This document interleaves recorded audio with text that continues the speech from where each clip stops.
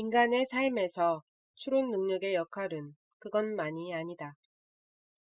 인간은 지성의 추론 능력 덕분에 이미 알려진 것으로부터 아직 알려지지 않은 것을 찾아 나갈 뿐만 아니라 이미 익숙한 행동으로부터 아직 익숙하지 않은 행동을 찾아내기도 한다. 어떻게 그럴까? 동물이나 인간이나 몸에 익은 행동을 선호하는 것은 똑같다. 그런 행동 중에는 동물이 저마다 타고난 적응 능력, 즉 본성에서 온 것이 있고 경험이나 학습을 통해 얻은 습관적인 것도 있다.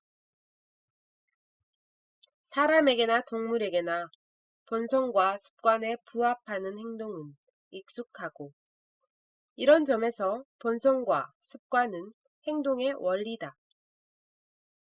그런데 추론이나 추론을 통한 상상은 본성과 습관에 따라 익숙한 행동에서 인간을 벗어나게 한다.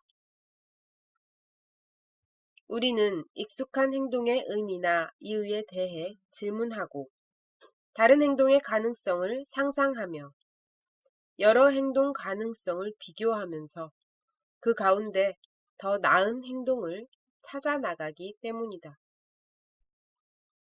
그리고 이렇게 찾은 행동이 더 낫다는 확신이 서면 그것을 실행하려고 한다. 다시 말해 인간은 묻고 따지고 비교하고 판단하는 추론 능력 덕분에 기존 행동 방식의 구속을 넘어서며 본성과 습관에 얽매이지 않는 자유로운 존재가 되는 것이다. 이 자유가 바로 자기 긍정과 자기 부정, 자기 보존과 자기 파괴, 자기 확대와 자기 축소의 가능성이며 아리스토텔레스는 인간에게 특유한 이 행동의 자유에 대해 이렇게 말했다.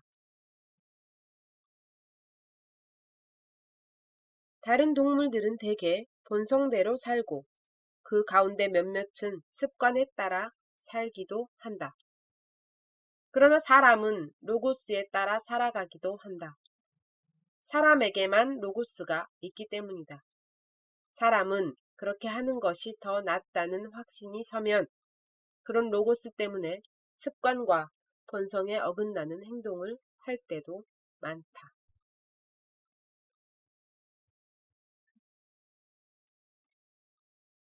예를 들면 소크라테스가 로고스에 따라 확신 있는 행동을 한 사람의 전형이다.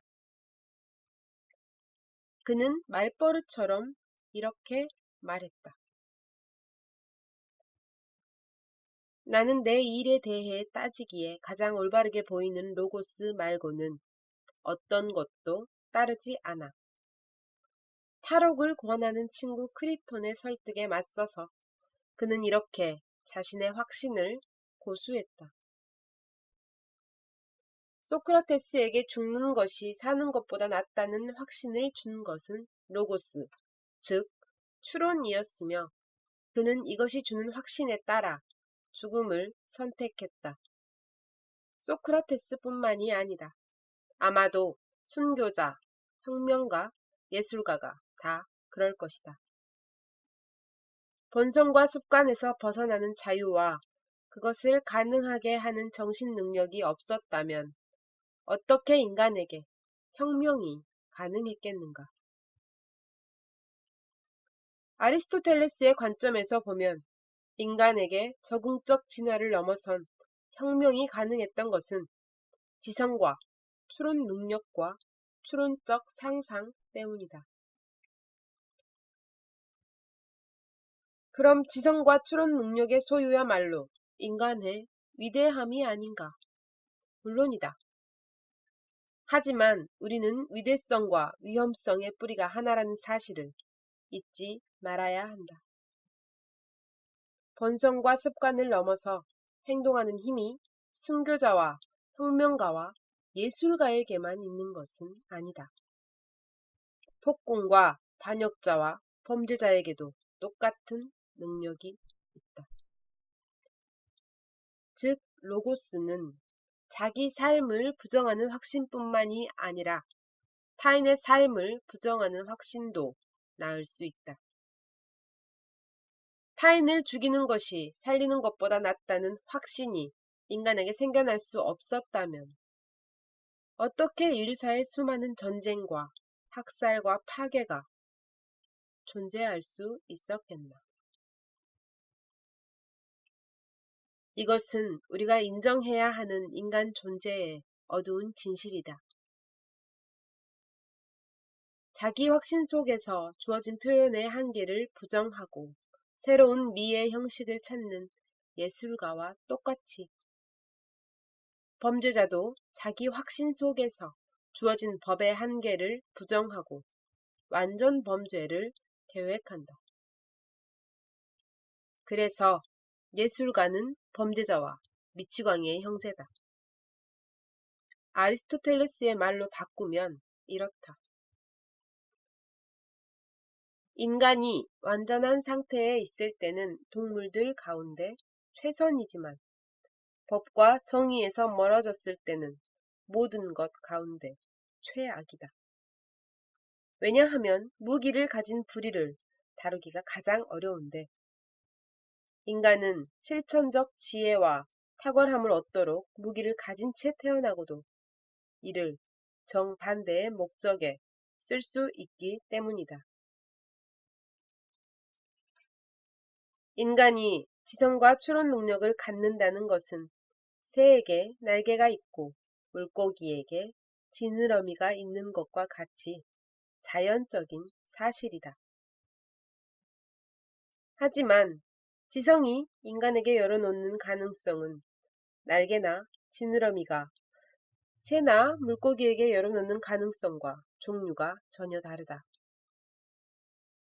날개는 새에게 생존을 위해 필요한 기관이고 그래서 좋은 것이지만 지성은 인간에게 그것과 비교할 수 없는 양면적 결과를 낳을 수 있기 때문이다. 지성은 삶에 가치 있는 것을 창조하는 데 쓰일 수도 있지만 가치 있는 모든 것을 파괴하는 데도 쓰일 수 있다. 인간은 지성 덕분에 생물적 삶을 신적인 수준으로 끌어올릴 수 있지만 거꾸로 그 삶을 짐승 이하의 수준으로 끌어내릴 수도 있다. 그래서 지성을 가진 인간은 위대하면서 위험한 존재다. 안녕하세요. 반갑습니다. 네, 클래식 클라우드 9번째 거장은 아리스토텔레스입니다.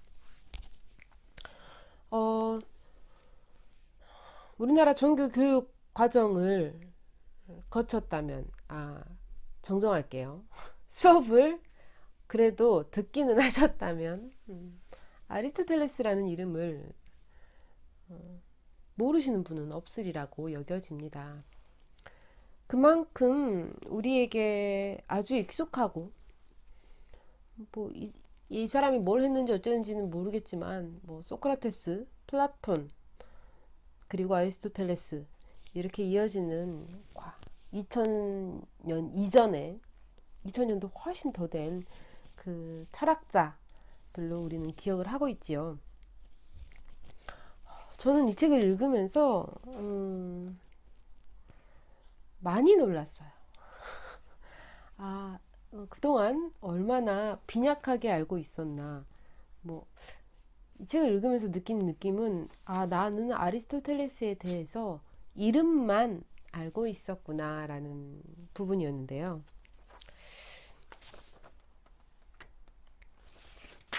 이 조대호 박사님이죠. 네. 이 여행을 하신 것들에 대해서는 읽어보시면서 만나시면 좋을 것 같고요. 가장 놀라운 부분은 아리스토텔레스가 그냥 책 읽고 연설하고, 그 당시에 교육은 그 연설과 그 소크라테스 이후니까요. 문답법이 주를 이루었겠죠. 그런데 그런 부분에만 그치지 않고 굉장히 자연과학에 아주 몰두한 관찰하고 기록하고 사실과 의견과 또 혹은 남에게 들은 것과 책으로 인한 것과 이런 것들을 정확하게 구분하는, 우리가 철학하면 흔히 관념적인 것이라는 인상을 받잖아요. 근데 지극히 거의 과학자적인 태도, 거의 레오나르도 다빈치 같은 스타일이라고 봐도 될 것 같아요. 근데 이제 약간 분출되는 것들이 다르죠. 레오나르도 다빈치는 미나, 예술이나 이런 것에 대한 호기심이었다면, 이 아리스토텔레스의 호기심은 좀 더 인간과 정치와 세상, 이 돌아가는 이치에 관한 것이었다고 볼 수 있겠습니다. 이 책에서 가장 많이 등장하는 단어가 뭔지 세어보진 않았어요. 근데 제 느낌으로는 호기심이라는 단어만큼 이 아리스토텔레스의 특징을 드러내는 단어가 없지 않을까 하는 인상을 받았습니다. 자연과학, 동물학, 그리고 많은 관찰, 그리고 우리가 위대한 철학자로 알고 있는 것은 아마도 그 당시에 꽤 유명했고 이름을 날렸고 어느 정도 명예나 뭐 이런 것을 얻었기 때문이 아니냐라고 쉽게 단순하게 생각하기 좋지만 그렇게 순탄하지만은 않았고 많은 곡절이 있었고 또 그 과정, 그 상황도 허투루 지나는 법이 없이 정말 그 많은 호기심을 다양한 다방면에 분출하면서 흔적을 남겨온 인물이 아닐까 싶습니다. 그래서 정말 읽으면서 정말 새로운 것들을 많이 느꼈고요. 2400년이라는 시간이 되게 별거 아니구나 하는 느낌을 받을 만큼 아리스토텔레스가 인간을 이해하는 방식이나 태도나 이런 것들에서 지금의 우리에게 적용해 볼 수 있는 가치나 조언들이 아주 많구나 하는 인상을 받았어요. 저는 사실은 이 책은 클래식 클라우드 시리즈 지금 까미까지 나와 있거든요. 지금 까미까지 나와 있고 저는 그 전권인 에리 프롬까지 구입해서 읽었어요. 에리 프롬을 먼저 읽고 아리스토텔레스를 읽는데 아리스토텔레스와 에리 프롬 사이에는 2000년 이상의 시간이 있음에도 불구하고 그리고 심지어 에리 프롬은 정신분석학, 심리학, 철학, 사상 뭐 이런 쪽이라고 할 수 있죠. 그쪽의 분야였지만 아리스토텔레스는 훨씬 더 다방면의 어떤 호기심과 또 공부한 부분들이 드러나거든요. 그런데도 불구하고 인간에 대한 이해나 우리에게 조언하고 우리에게 무엇에 집중하라 라고 제시하는 바가 아주 비슷하다는 것이 또 놀라운 경험이기도 했습니다. 제가 이 책에 대해서 길게 설명해 드리는 것은 크게 의미가 없겠지요. 앞서 낭독해 드린 부분은 인간의 추론 능력, 말하자면 이것에 비추어 이것을 끌어내는, 거기에는 상상이, 추론적 상상이라는 표현도 등장을 했었지만요. 그런 것들에 대해서도 나오는데 그것의 가능성과 위험성에 대한 부분이었어요. 책 좀 뒤쪽에 위치한 부분인데 그런 부분들을 생각해도 좀 우리가 과거의 것이라고 그냥 그때에나 통용되는 어떤 무엇, 이미 지나쳐온 무엇으로 그저 밀어두기에는 우리와 지금의 우리와도 아주 밀접하지 않나 싶은 생각이 들었습니다. 그래서 저는 아리스토텔레스를 통해서 새로운 경험을 했고 약간은 제 편협한 사고와 시각이 조금은 변화의 계기가 있었다고 생각됩니다.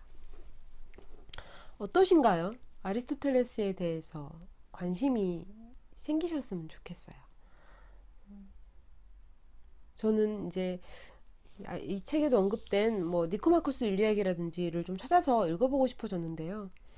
언제 기회가 되면 아리스토텔레스에 대해서 좀 더 읽어보고 뭐 알아볼 생각입니다. 최근에 아리스토텔레스에 관한 책이 또 나온 걸로 알고 있는데 제가 제목을 까먹었어요. 확실히 과거의 어떤 것들, 과거의 거장들,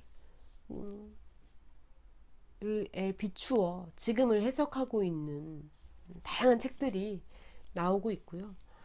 그 중에 가장 접근이 쉽고 또 즐겁게 만날 수 있는 책이 이 시리즈가 아닌가 생각됩니다. 네, 저는 오늘 간단하게 클래식 클라우드 시리즈 9번째 아리스토텔레스에 대해서 소개해 드렸습니다. 이 다음은 가하바타 야스날이고요. 그 뒤로도 아직 많이 남아 있습니다. 그리고 또 계속 출간되고 있고 올해도 또 많이 나온다고 해요. 다만 한 가지 아쉬운 점은 초반부에 있는 책에 보면 이 뒷페이지에 버지니아 울프가 있었거든요. 근데 없어졌더라고요. 안타깝게도. 그래서 여성 거장이 한 명도 없어요. 그 점이 몹시 아쉽지만 언젠가 또 뭐 추가되거나 또 그럴 수 있겠지요. 기대해 봅니다. 네, 오늘도 들어주셔서 감사합니다. 아리스토텔레스와 함께, 아니 초대호 작가님과 함께 아리스토텔레스를 쫓아가 보시길 권해드립니다. 감사합니다.